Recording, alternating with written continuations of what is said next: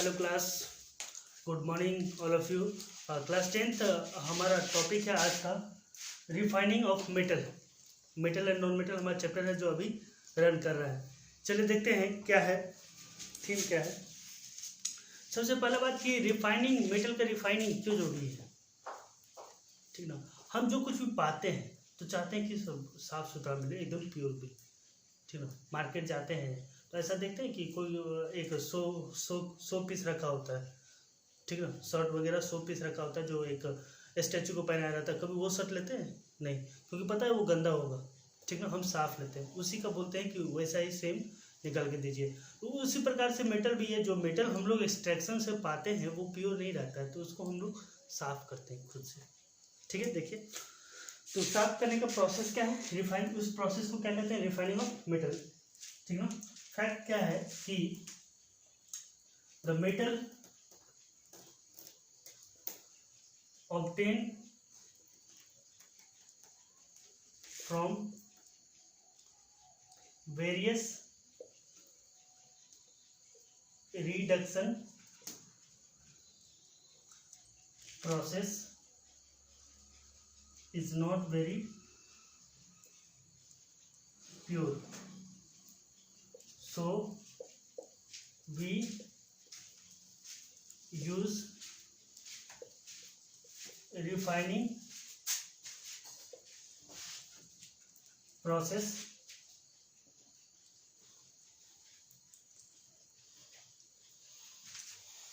for the purity of metal, ठीक ना। हम क्या करते हैं, रिफाइनिंग प्रोसेस करते हैं इसके प्योरिटी के लिए, ठीक ना। उसमें से एक प्रोसेस है इलेक्ट्रोलाइटिक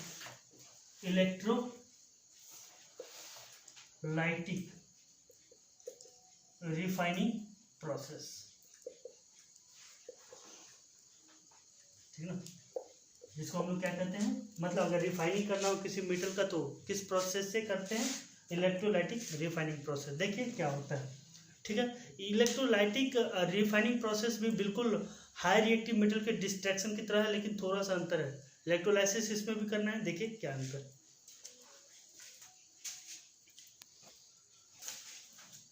चलिए देखते हैं इलेक्ट्रोलाइटिक रिफाइनिंग प्रोसेस। चलिए करते हैं हम लोग। कॉपर को रिफाइन करते हैं, मान लेते हैं कोई भी ले सकते हैं आप, आपका इच्छा पर डिपेंड है, ठीक है। कॉपर का रिफाइनिंग प्रोसेस से हम उसका प्योरिटी लाते हैं। चल देखते हैं प्योर कॉपर कैसे पाते हैं। तो उसके लिए जो सेटअप है हमारा, वो सेटअप कुछ ऐसा होगा, ठीक है। एक बीकर लेंगे और बीकर में एक एनोड लेंगे, एनोड रॉड, और एक कैथोड, ठीक है। और एक सॉल्यूशन लेंगे, that is copper sulphate solution. Solution कैसा, कॉपर सल्फेट सॉल्यूशन। सॉल्यूशन कैसा हमारा, copper sulphate CuSO4, copper sulphate का एक सॉल्यूशन लिए। अब ये जो हमारा रॉड है, एनोड रॉड या कैथोड रॉड, ये दोनों रॉड किससे बना होगा। देखिए एनोड जो है वो आपका किससे बना होगा, इम्प्योर कॉपर, इम्प्योर कॉपर। और ये कैथोड हमारा किससे, प्योर कॉपर, ठीक है। ये हमारा क्या है, कैथोड है, और ये हमारा एनोड। कहानी क्या है, देखिए कि इम्प्योर कॉपर और प्योर कॉपर क्या है। प्योर कॉपर मीन्स मतलब कि वो कॉपर ही होगा, उसके अलावा और कुछ नहीं होगा इसमें, ठीक ना। इम्प्योर कॉपर मीन्स कॉपर के साथ साथ और भी कुछ हो सकता है, और भी दूसरा मेटल हो सकता है, या कहीं सीमेंट बालू वगैरह कुछ भी हो सकता है, ठीक ना। लेकिन वो अकेला सिर्फ कॉपर नहीं होगा। मतलब ये जो कैथोड प्लेट है वो हमारा सिर्फ और सिर्फ कॉपर से बना हुआ है, लेकिन इम्प्योर कॉपर, ये सॉरी एनोड पे सिर्फ क्या है, इम्प्योर कॉपर, ठीक ना। अब इस पे हम क्या करेंगे, इलेक्ट्रिसिटी पास कराएंगे। इसमें हम क्या करेंगे, इलेक्ट्रिसिटी पास करेंगे। हम देख रहे हैं कुछ बच्चा यहाँ भी क्या कर रहा है, कंफ्यूज कर रहा है इलेक्ट्रिसिटी पास करने में, एक माइनर कंफ्यूज कर रहा है। देखिए ये एक बैटरी है, अब ये जाके दो बैटरी हुआ, ठीक ना। कुछ बच्चा ऐसा समझ रहे हैं कि प्लस माइनस है तो दो बैटरी है, नहीं, बैटरी हमारा कितना है, अब दो बैटरी हुआ। अगर इसको मिटा दें तो अब सिर्फ एक बैटरी रहा, ठीक है। ये अब इलेक्ट्रिसिटी जैसे ही पास कराएंगे, इलेक्ट्रिसिटी पास करने के लिए आप स्विच भी रख सकते हो, आपका इच्छा है, नहीं भी रखोगे तो चलेगा, ठीक है। जैसे हम इलेक्ट्रिसिटी पास कराएंगे तो इस पे जो प्योर कॉपर है वो ब्रेक करेगा, वो निकलेगा इसमें से, ठीक ना। और सॉल्यूशन से भी कॉपर निकलेगा, क्यों, क्योंकि इलेक्ट्रोलाइसिस हो रहा है तो आयंस ब्रेक होगा ना। कॉपर सल्फेट है तो Cu++ और SO4 2- में टूटेगा, Cu++ और SO4 2- में टूटेगा, ठीक ना। अब फैक्ट क्या है, ध्यान दीजिएगा, जितना ही कॉपर इस इम्प्योर प्लेट से निकलेगा, इस एनोड से निकलेगा, उतना ही सॉल्यूशन से भी टूटेगा, उतना ही सॉल्यूशन से भी टूटेगा। मतलब इससे यदि 4 कॉपर निकला तो सॉल्यूशन से भी 4 ही निकलेगा, इससे 5 तो इससे सॉल्यूशन से भी 5, इससे 50 तो सॉल्यूशन से भी 50, मतलब अमाउंट क्या होगा, दोनों फिक्स होगा, ठीक है। अब चूंकि ये इम्प्योर है तो इम्प्योर वाला कॉपर क्या करेगा, इस सॉल्यूशन में मिक्स कर जाएगा, और जो प्योर वाला कॉपर यहाँ से निकला सॉल्यूशन से वो शिफ्ट करता चला जाएगा, ठीक है। वो किधर शिफ्ट कर जाएगा, वो शिफ्ट कर जाएगा किधर, आपका कैथोड की तरफ, और ये सल्फेट तो, ठीक है, ये कॉपर जो इम्प्योर कॉपर किधर की तरफ शिफ्ट करेगा, इस SO4 के साथ रिएक्ट करे, मिक्स कर जाएगा, सॉल्यूशन मेंटेन रखेगा, ठीक ना। और कॉपर क्या करेगा, ये कॉपर प्योर कॉपर की तरफ शिफ्ट कर जाएगा, ठीक है। अब इम्प्योर कॉपर है तो इसमें से जो कॉपर निकला, तो कॉपर के साथ इम्प्योर है तो और भी चीजें निकलेगा, ठीक ना, और भी इम्प्योरिटीज निकलेगा जो भी उसके साथ है, क्योंकि इम्प्योर है, प्योर तो है नहीं। तो अब जब इम्प्योर है तो इसमें से जब कॉपर निकलेगा तो उसमें इम्प्योर जो इम्प्योरिटीज है, अगर वो इम्प्योरिटीज सॉल्युबल है तो वो तो सॉल्यूशन के साथ मिक्स कर जाएगा, कॉपर सल्फेट सॉल्यूशन के साथ वो मिक्स कर जाएगा। लेकिन जो इम्प्योरिटीज सॉल्युबल नहीं है, जो इस सॉल्यूशन के साथ मिक्स नहीं कर सकता है, वो क्या करेगा, वो चिपक जाएगा, वो यहाँ पे चिपक जाएगा ऐसे, और इसी को बोलते हैं हम लोग एनोड मड। क्या बोलते हैं, एनोड मड, ठीक है। तो ऐसे होता है, प्योर कॉपर पाते हैं, ठीक है। ये कहानी है, सेटअप है, ठीक है। आप इसको स्टेटमेंट के थ्रू लिखिए और लिख के कमेंट सेक्शन में कमेंट भी कर सकते हैं। और फिलहाल हम आगे बढ़ते हैं, अगर कोई दिक्कत है तो कमेंट सेक्शन में कमेंट कीजिए।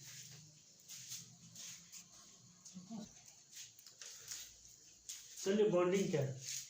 बॉन्डिंग एक फोर्स ऑफ अट्रैक्शन है जो दो या दो से अधिक एटम कंबाइन करके बनाता है, मतलब वो अट्रैक्शन के कारण ही वो बॉन्ड बना पाता है, ठीक ना। जैसे वाटर का फॉर्मूला H2O है ना, तो ये ऐसे ही नहीं बना, इस हाइड्रोजन और ऑक्सीजन के बीच में एक फोर्स ऑफ अट्रैक्शन है जो उसको क्या बनाया, फोर्स ऑफ अट्रैक्शन है जो उसको क्या बनाता है, मॉलिक्यूल बनाता है, ठीक ना।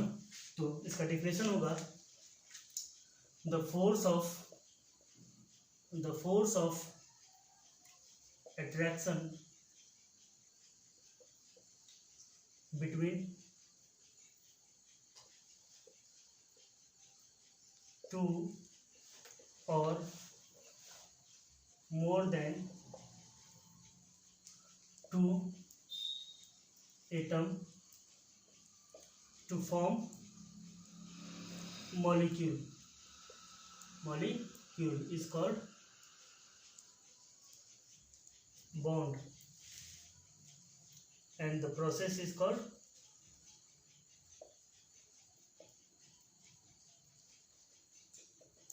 bonding.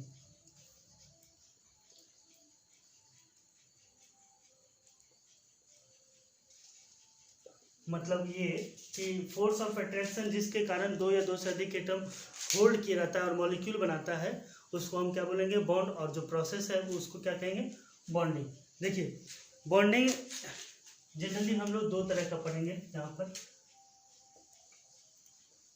टाइप्स ऑफ बॉन्ड, ठीक ना। हम यहाँ पे सिर्फ दो तरह का पढ़ेंगे, लेकिन आगे और भी टाइप्स आएगा बॉन्ड का, ठीक ना। कौन कौन बॉन्ड पढ़ेंगे, इलेक्ट्रो वायलेंट बॉन्ड और दूसरा है कोवेलेंट बॉन्ड, दूसरा है कोवेलेंट बॉन्ड। इलेक्ट्रोवैलेंट बॉन्ड क्या होता है, कोवेलेंट बॉन्ड क्या होता है। देखिए जब भी कोई बॉन्ड बनता है ना, तो इलेक्ट्रॉन का काम आता है। मतलब कोई भी एटम यदि किसी से जुड़ता है तो वो इलेक्ट्रॉन ही है जो मदद करता है किसी से जुड़ने में, ठीक ना। मॉलिक्यूल बनता है तो वो इलेक्ट्रॉन मदद करता है। कैसे, देखिए दो तरीके से मदद करता है, ठीक है। चलिए देखते हैं इलेक्ट्रोवैलेंट बॉन्ड। तो हमने कहा कि दो तरीके से बॉन्ड बनता है इलेक्ट्रॉन में, इलेक्ट्रॉन का काम होता है वहाँ पे बॉन्ड बनाने में। तो इलेक्ट्रोवैलेंट बॉन्ड क्या है, तो बॉन्ड जब भी बनता है तो या तो अपना इलेक्ट्रॉन किसी को पूरा दे देगा, ठीक है, या फिर उसके साथ शेयर कर लेगा। शेयर मतलब आधा वो भी देगा, कुछ वो भी देगा और कुछ वो भी देगा और बॉन्ड बना लेगा। देखिए कैसे इलेक्ट्रोवैलेंट बॉन्ड क्या होता है कि the bond formed due to complete transfer of electron is called electrovalent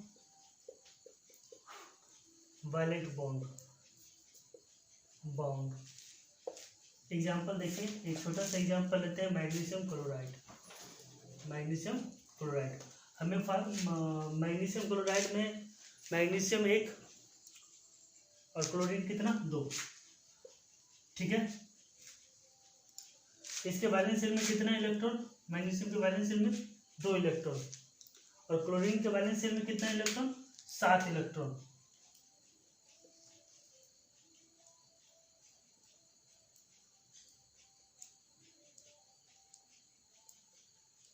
देखिए होता क्या है कि देखिए स्टेबिलिटी के लिए अभी दोनों में से कोई एटम स्टेबल नहीं है, नहीं है।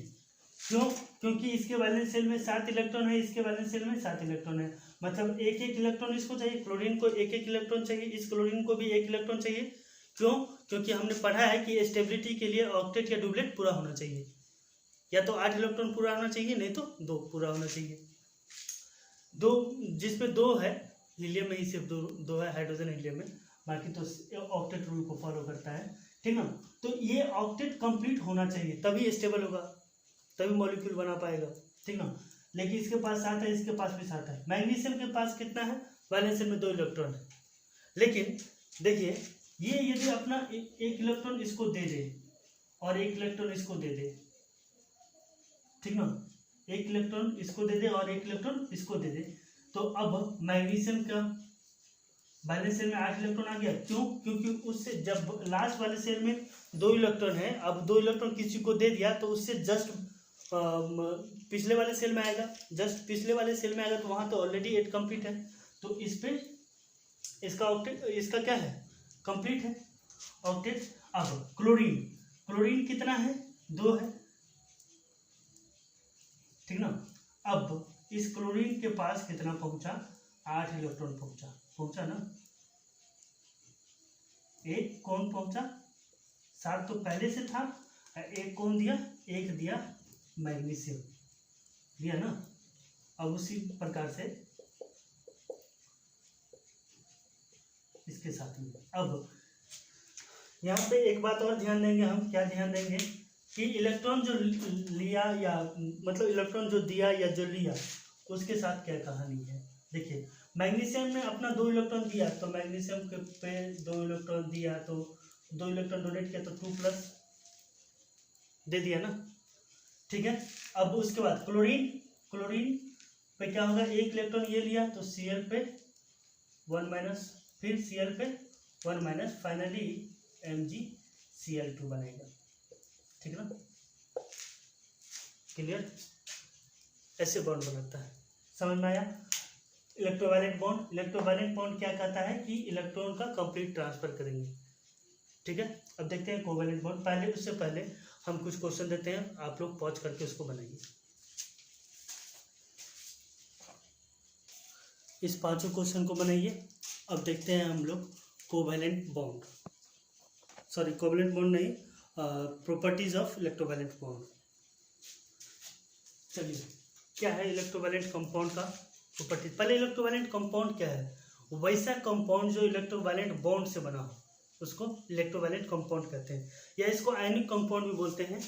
ठीक है, इसको आयनिक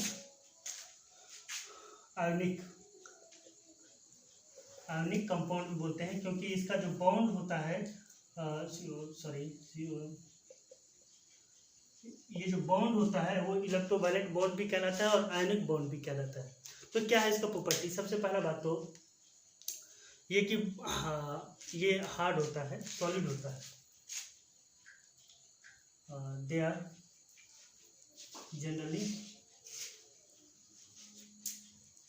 generally found in solid state and having hardness property, hard होता है।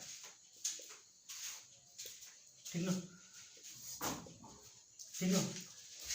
अब इलेक्ट्रोवायलेंट कंपाउंड जो मोल्टेन स्टेट में होता है वो गुड कंडक्टर ऑफ हीट होता है, इलेक्ट्रिसिटी होता है। लेकिन जो सॉलिड स्टेट में होता है, मतलब मोल्टेन स्टेट मतलब क्या, हम इसके साथ वाटर मिक्स कर दिए या कोई भी लिक्विड मिक्स कर दिए तो ये किस स्टेट में आ जाता है, मोल्टेन स्टेट में आ जाता है। तो जब भी कोई ये इलेक्ट्रोवायलेंट कंपाउंड मोल्टेन स्टेट में है तो उससे इलेक्ट्रिसिटी पास करेगा। ठीक है, electricity can pass in molten state but not in solid state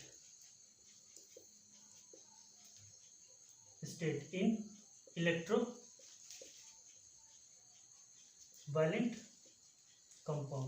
इलेक्ट्रोवायलेंट compound में यदि सॉलिड स्टेट में है तो वो उससे कभी भी करंट पास नहीं करेगा। ठीक ना, can not be good conductor of electricity, but when they becomes in molten state must be good conductor of electricity। ठीक ना, अगर मोल्टेन स्टेट में होगा तो इलेक्ट्रिसिटी निश्चित रूप से पास करेगा, लेकिन जब सॉलिड स्टेट में होगा तो करंट पास करने वाला नहीं है। इसका रीजन ये है कि देखिए सॉलिड स्टेट में जो होता है, सॉलिड स्टेट में किसी भी इलेक्ट्रोवायलेंट कंपाउंड, जब कोई भी इलेक्ट्रोवायलेंट कंपाउंड सॉलिड स्टेट में है तो वो बहुत क्लोजली पैक होता है। हम वैसे भी जानते हैं सॉलिड का प्रॉपर्टी क्या होता है, बहुत क्लोजली पैक होता है इसका पार्टिकल, बिल्कुल ऐसा होता है।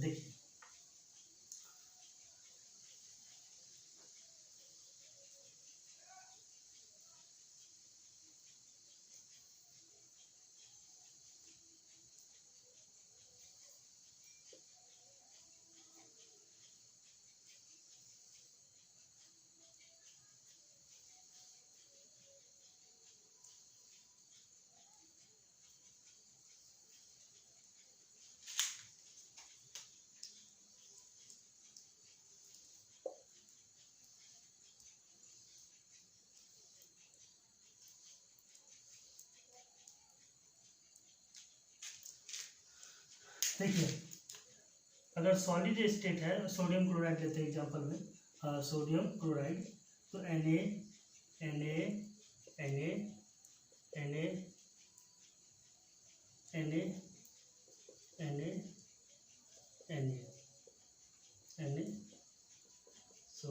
सोडियम। ठीक है, इधर हो गया क्लोरीन, सॉरी यहाँ पे सोडियम नहीं होगा, क्लोरीन। तो ऐसा होता है सॉलिड स्टेट में। लेकिन जब ये मोल्टेन स्टेट में होता है तो फ्री हो जाता है। ठीक है, मोल्टेन स्टेट में कैसा होता है मालूम, ये तो इसको नोट कर लीजिए। ये तो हो गया सॉलिड स्टेट। कैसा हो गया? सॉलिड स्टेट हो गया किसका? स्टेट ऑफ NaCl, ठीक ना। लेकिन इसका मोल्टेन स्टेट देखिए, इसको पॉज करके लिख लीजिए। मोल्टेन स्टेट देखिएगा तो वो कैसा होता है, देखिए मोल्टेन स्टेट में सोडियम यहाँ है, फिर क्या है, क्लोरीन यहाँ होगा, फिर सोडियम यहाँ है, फिर क्लोरीन यहाँ होगा, ठीक ना। तो एक अपार्ट बना होता है, एक डिस्टेंस बना होता है, ठीक है। यहाँ पे क्लोरीन होगा, फिर यहाँ पे सोडियम होगा, फिर यहाँ पे क्लोरीन होगा, फिर यहाँ पे सोडियम होगा। तो ये अपार्ट होता है।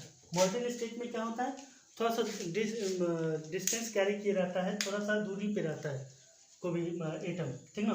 और दूरी पे रहता है तो इसलिए इसमें जब इलेक्ट्रिसिटी पास कराते हैं तो इसको आयंस को तोड़ना आसान होता है, ठीक ना, क्योंकि थोड़ा सा पहले से ही थोड़ा सा डिस्टेंस बना हुआ है। जैसे ही आयंस टूटता है तो जगह बनता है तो इलेक्ट्रिसिटी पास करेगा। लेकिन सॉलिड में क्या होता है कि सॉलिड में वो उसको जगह बनाने ही नहीं देता है, मतलब उसके आयंस को ब्रेक करेगा तभी तो करंट पास करेगा, ठीक ना। तो सॉलिड स्टेट में उसके आयंस को ब्रेक नहीं कर पाता है करंट, लेकिन लिक्विड स्टेट में या मोल्टेन स्टेट में कर पाता है, ठीक है। उसके बाद क्या है, इलेक्ट्रोवायलेंट कंपाउंड क्या होता है, पोलर होता है। They are polar in nature. Nature उसका बिहेवियर क्या कैसा होता है, पोलर मतलब जो पानी के साथ डिजॉल्व कर जाए वो पोलर, जो पानी के साथ डिजॉल्व नहीं करेगा वो नॉन पोलर। बस अभी इतना ही समझिए, डेफिनेशन ये नहीं है, डेफिनेशन बहुत लंबा चौड़ा है, ठीक है ना, अभी पल्ले नहीं पड़ेगा, ठीक है। फिलहाल ये समझिए कि पोलर क्या होता है, जो पानी के साथ मिक्स कर गया वो पोलर, पानी के साथ मिक्स नहीं किया तो नॉन पोलर। तो एक बात बताइए, जब ये पोलर है तो they can dissolve in water and other polar molecule